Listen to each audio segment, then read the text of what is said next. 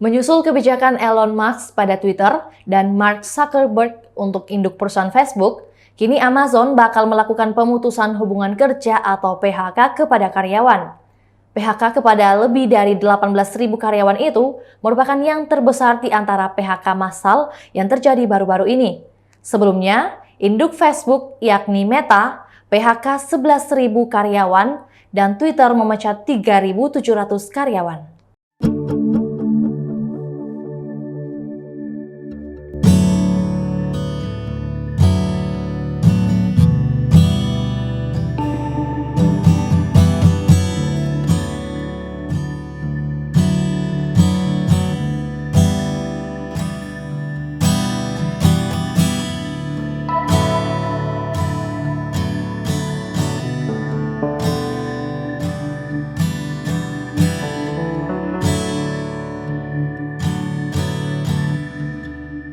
Itulah tadi berita hot news kita pada hari ini. Saksikan berita hot news lainnya hanya di kanal YouTube dan Facebook Tribun Timur.